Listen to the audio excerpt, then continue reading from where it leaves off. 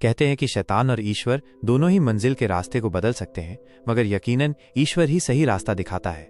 Film का नाम है हेल हॉल। ये साल 2022 में रिलीज हुई थी। पोलैंड, सन 1957। शुरुआत होती है एक पादरी प्रीस्ट से जो काफी डरा हुआ था। वो एक बच्चे को लेकर चर्च के अंदर दाखिल हुआ। उस बच्चे के सीने पर एक निशान था। पादरी के हिसाब से ये बच्चा जहन्नुम से आया एक शैतान है। वो एक प्राचीन खंजर निकालकर उस बच्चे को मारने ही वाला था, तभी उसे रोकने के लिए पुलिस आ गई।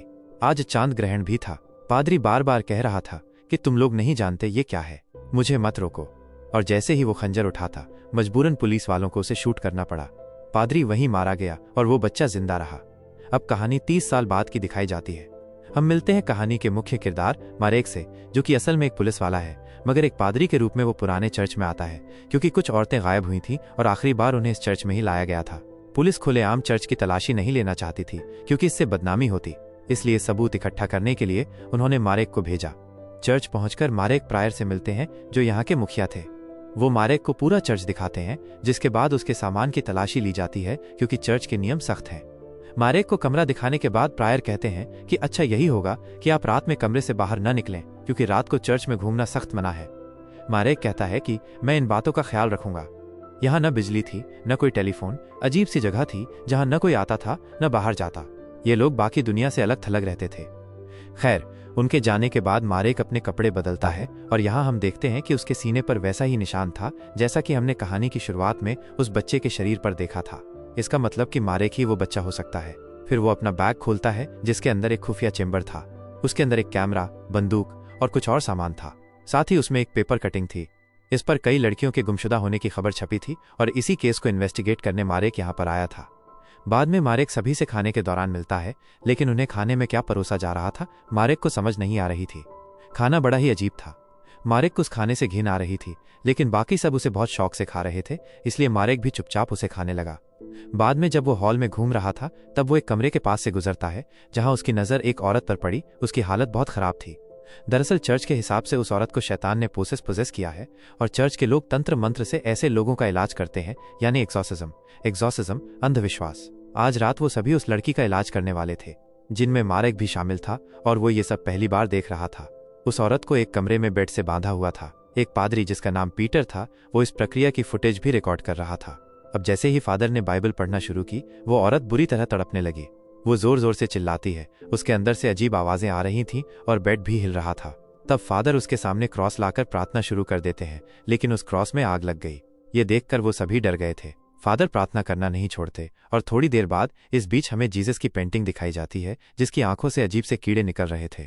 खैर, ये सब देखने के बाद मारेक की तबीयत काफी खराब हो गई थी। वो बाथरूम में था तो उसका शीशा अपने आप ही टूटने लगा और उसके कमरे से भी अजीब आवाजें आ रही थीं, जिससे वो काफी डरा हुआ था। वैसे तो मारेक को इस सब पर विश्वास नहीं था। उसके हिसाब से सब धोखाधड़ी है और कुछ नहीं। इसके बाद वो हॉल में घूमने चला गया। वो एक कमरे के सामने रुक जाता है। असल में ये प्रायर का कमरा था। इससे पहले कि वो अंदर जाए, पादरी डेविड उसे बताता है कि ये प्रायर का कमरा है, बिना इजाजत के कोई भी अंदर नहीं जा सकता। इसलिए मारेक बिना कुछ कहे वहां से चला गया। रात के खाने में उन्हें फिर से वही सड़ा हुआ मांस दिया जा रहा था, जो सही से पका भी नहीं था। वहां एक नया लड़का था, जिसे उसे खाने से घिन आ रही थी। वो रो रहा था।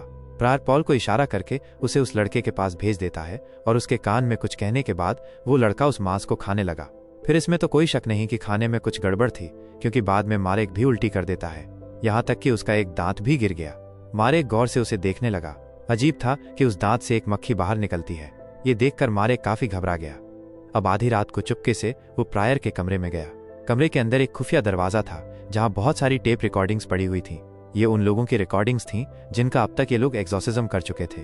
इसके अलावा वहाँ शराब थी, म्यूजिक कैसेट्स और एडल्ट मैगजीन भी पड़ी थी, जिसका मतलब कि ये लोग बस धार्मिक होने का दिखावा कर रहे हैं। इसके बाद मारेक उस जगह जाता है जहाँ उस लड़की पर एक्सॉर्सिज्म हुआ था। वहाँ बेड के नीचे उसे एक सिरिंज मिलती है, यानी उस लड़की को नशा दिया गया था, या फिर कोई ऐसी चीज जिस वजह से वो पागलों जैसा व्यवहार कर रही थी। फादर ने जो क्रॉस इस्तेमाल किया था वो दरअसल एक लाइटर था, और वहाँ एक बटन था जिससे बेड हिलता था। मतलब जो भी हुआ वो नाटक था, मगर वो लड़की असली थी, वो एक शिकार थी। इसे मारेक समझ गया कि जो लड़कियां गायब हुई, यहाँ के लोगों ने ही कुछ किया उनके साथ। अगली सुबह जब सभी प्रार्थना करने के लिए जमा हुए थे, तो प्रायर मारेक को प्रार्थना करने के लिए कहता है। शायद उसे मारेक पर शक हो चुका था। मारेक कोई फादर तो नहीं था, वो इंग्लिश भाषा में प्रे करने लगा तो प्रायर उसे लैटिन भाषा में प्रार्थना करने के लिए कहता है, जिसमें मारेक अटक रहा था, इसलिए उसकी जगह पॉल प्रे करते हैं। दोपहर के खाने में फिर से वही मांस था। इस बार मारेक को खाने में बाल भी मिलते हैं, जो देखकर उसे उल्टी आ गई। मारेक जिस मकसद से यहाँ आया था, जल्द से जल्द उसे वो पूरा करना होगा। अब वो प्रायर की नज़र में आ चुका था, इसलिए अपने कमरे में जाकर उसने पेपर कटिंग जलाकर बंदूक अपने पास रख ली, ताकि समय आने पर वो अपनी सुरक्षा कर सके। बाहर आके वो देखता है कि कुछ पादरी मिलकर कब्र खोद रहे थे, क्योंकि जिस लड़की का एग्जॉर्सिज्म हुआ था शायद वो मर चुकी है। रात में मारेक उस जगह जाता है जहां बाकी लोगों को पागल बना के रखा हुआ था। उनमें मर्द और औरतें दोनों ही थीं। इनके हिसाब से ये वो लोग हैं जो शापित हैं। उस समय पीटर मारेक को देख लेता है। वो चुपके से उससे बात करने आया। कहता है कि यहाँ सब जान गए हैं कि तुम यहाँ सबूत ढूंढने आए हो, लेकिन यहाँ से निकलना मुश्किल है। मैंने भी कोशिश की थी, एक बार जो यहाँ आ गया वो बाहर नहीं जा सकता। इसलिए अगर जिंदा रहना है तो कोई सवाल मत करो और जितना कहा जाए उतना करो। तब मेरेक उसे बताता है कि मैं कोई प्रीस्ट नहीं हूँ, एक पुलिस वाला हूँ। इस गांव से 8 लड़कियां लापता हैं। कहा जाता है कि उन्हें एग्जॉर्चिज्म के लिए यहाँ भेजा गया था। पुलिस इस मामले में सीधी कार्रवाई नहीं कर सकती, इसलिए मुझे भेष बदल कर आना पड़ा और मैं जानता हूँ कि ये तंत्र मंत्र सब धोखा है। तो पीटर कहता है कि फादर ऐसा पैसों के लिए करते हैं ताकि वेटिकन से उन्हें पैसे मिलते रहें। बाद में वो कह देते हैं कि तंत्र क्रिया के दौरान वो औरतें पागल होकर मर गईं, लेकिन असल में उनके साथ क्या होता है मैं खुद भी नहीं जानता। मारेक उससे वादा करता है कि मैं तुम्हें यहाँ से निकालूंगा। इसके बाद मारेक दोबारा से चर्च के कमरे में जाकर उसकी जांच करता है। एक अलमारी के पीछे उसे एक बड़ा सा होल दिखा। उसके अंदर से मारेक को लकड़ी में लिपटे हुए दांत और एक आंख मिलती है। तभी वो आंख अपने आप ही हिलने लगी।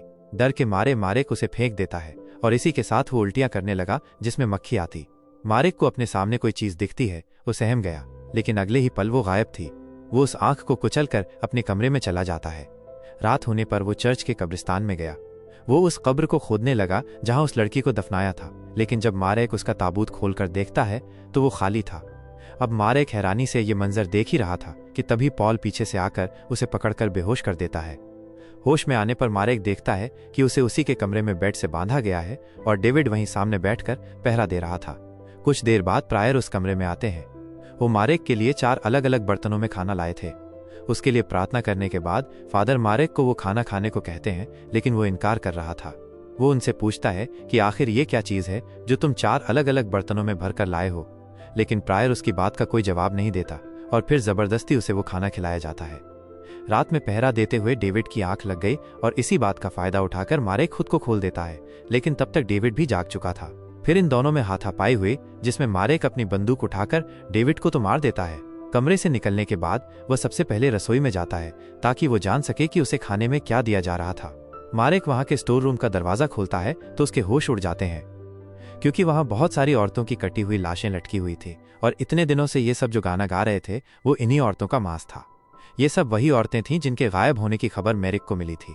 तभी वहां प्योत्र भी आ गया और ये सब देखकर उसके भी होश उड़ गए। प्योत्र मेरिक को अपने साथ चलने को कहता है। उसे खुफिया रास्ता मालूम था, लेकिन उससे पहले वो उसे लाइब्रेरी में ले आया, क्योंकि कुछ ऐसा था जो मेरिक से जुड़ा था। एक प्राचीन किताब में एक बच्चे का जिक्र था। एक राक्षस का जन्म होगा जब ग्रहण लगेगा, और ये 800 सालों में सिर्फ एक बार ही होता है। उसके पैदा होते ही उसे मारना होगा, जिसके लिए खंजर और प्रार्थना की जरूरत होगी। लेकिन अगर उसे सही समय पर मारा नहीं गया तो यह शैतान 7 पापी औरतों को मारकर एक निर्दोष औरत का खून पिएगा, और इस प्रक्रिया के पूरा होते ही वो शैतान अपने असली रूप में आ जाएगा, जिसके बाद उसके कहर से इस दुनिया को कोई नहीं बचा सकता। प्योत्र मेरिक से कहता है कि यहाँ सबको लगता है कि तुम ही वो शैतान हो, और इतने दिनों से खाने के बहाने तुम्हें इन्हीं 7 औरतों का मांस खिलाया जा रहा था, ताकि तुम्हारे जरिए वो नर्क में रहने वाले शैतान को बाहर ला सके। उस किताब में शैतान का एक चिन्ह भी था, और ऐसा ही एक निशान मेरिक के शरीर पर भी है। अब ये सब जानने के बाद ये दोनों यहाँ से भागने का सोचते हैं। प्योत्र जमीन के नीचे एक सुरंग के बारे में जानता था, जहां से पहले भी उसने भागने की कोशिश की थी। मेरिक को उस पर विश्वास नहीं था। तब प्योत्र उसे अपनी पीठ के निशान दिखाता है, जो भागने के जुर्म में कोड़े मारने से बने थे। मेरिक उसकी बात मान गया। वो दोनों सुरंग से होकर आगे बढ़ते हैं, लेकिन दरअसल ये सब प्योत्र की जाल थी। आधे रास्ते में 2 लोग आके मेरिक को मारने लगे और फिर वो उसे पकड़ लेते हैं। होश में आने पर मेरिक देखता है कि उसे एक पेड़ से बांधा हुआ था। प्योत्र उसे बताता है कि उसका यहाँ आना कोई इत्तेफाक नहीं था, बल्कि उन्होंने पुलिस वालों को रिश्वत दी थी ताकि वो मेरिक को ये केस दें। वो कहते हैं कि शैतान बुरा नहीं होता, इंसान होता है, इसलिए सजा तो मिलेगी। वो एक कुएं की तरफ इशारा करते हुए कहते हैं कि ये सीधा नरक की तरफ जाता है, इसलिए हमने अपना चर्च भी यहीं पर बनाया। 800 सालों तक हमने तुम्हारा इंतजार किया।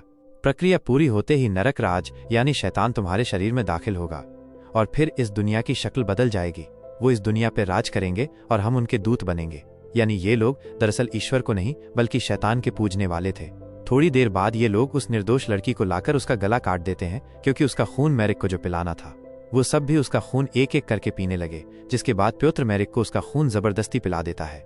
मैरिक मरना नहीं चाहता था, वो ईश्वर से प्रार्थना करता है, लेकिन कोई फायदा नहीं था। इसके बाद ये सब मिलकर शैतान को बुलाने के मंत्र पढ़ने लगे, लेकिन बहुत देर तक मंत्र पढ़ने के बाद भी वहां कुछ नहीं होता। ये देखकर मैरिक उन पर हंसने लगा, क्योंकि वो एक पुरानी किताब पर विश्वास कर बैठे। किसी को भी समझ नहीं आती कि ऐसा क्यों हो रहा है। वो सभी निराश थे। प्योत्र सबसे कहता है कि शायद ये सब हमारी गलत फहमी थी, हम सब जल्द ही ये भूल जाएंगे, क्योंकि हमारे इरादे नेक थे। लेकिन अब इन्हें ये डर था कि कहीं ये लोग मैरिक की वजह से फंस न जाएं, क्योंकि पुलिस कभी भी उसे ढूंढते हुए यहाँ आ सकती है। इसलिए प्योत्र मैरिक के पेट में चाकू घुसाकर उसे मार डालता है और ये लोग उसकी लाश को उसी कुएं में फेंक कर चले जाते हैं। वहां से आने के बाद प्योत्र बहुत सारी शराब पीता है।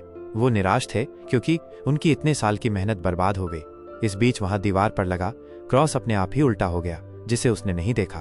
तब प्योत्र उसके पास आकर उसे एक सोफे पर लिटा देते हैं। फादर कहते हैं कि मैं आज शैतान का दूत बनने वाला था, लेकिन अब देखो मैं कुछ नहीं। तब प्योत्र प्रायर के मुंह पर तकिया रखकर उसकी जान ले लेता है। शायद प्योत्र को उन पर गुस्सा आता है, क्योंकि उसने उन सभी की जिंदगी बर्बाद की और उसके कहने पर वो बिना कुछ सोचे समझे ये सब कर रहे थे। उन्हें मारने के बाद प्योत्र सबसे झूठ कहता है कि ज्यादा शराब पीने से इनकी जान चली गई। इसके बाद ये लोग उन औरतों के शरीर को भी जला देते हैं जिनको इन्होंने मारा था, ताकि अगर पुलिस इस जगह आए तो उन्हें कोई सबूत न मिले। तभी हम देखते हैं कि प्रायर के शरीर से एक मक्खी बाहर निकलती है, जो वहां से उड़कर उसी कुएं में जाकर मैरिक के लाश में चली गई और तभी मैरिक जिंदा हो जाता है। धीरे धीरे उसका शरीर किसी और चीज में बदलने लगा। इस बीच सभी पादरी प्रायर के लिए प्रार्थना कर रहे थे। तभी हम देखते हैं कि प्योत्र का शरीर धीरे धीरे हवा में उड़ने लगा और फिर उसका शरीर पूरी तरह से मक्खियों में बदलकर गायब हो जाता है। तभी उस सुरंग से एक भयानक राक्षस बाहर आते हुए दिखाई दिया, और ये और कोई नहीं बल्कि वही शैतान था जिसे ये लोग बुलाने की कोशिश कर रहे थे। अब बाकी पादरियों के शरीर भी एक एक करके उल्टा लटक जाते हैं और यकीनन उनकी भी भयानक मौत हुई। हम देखते हैं कि चर्च में जो भी चीज जिंदा थी वो मरने लगी और जो चीज मुरझा चुकी थी उसमें एक नई जान आ गई। अब जब वो शैतान जीसस के स्टैचू के सामने आया तो स्टैचू का चेहरा भी उसकी तरफ मुड़ जाता है। चर्च के बाहर सब कुछ उल्टा था और आसमान से वही काला पदार्थ चर्च के ऊपर गिरने लगा। शायद ये जहन्नुम का दरवाजा था जो अब खुल चुका है, और इसी के साथ द हेल हॉल नामी फिल्म का अंत होता है। अगर वीडियो थोड़ी सी भी पसंद आई हो तो प्लीज लाइक एंड सब्सक्राइब करना न भूलें। Thanks for watching.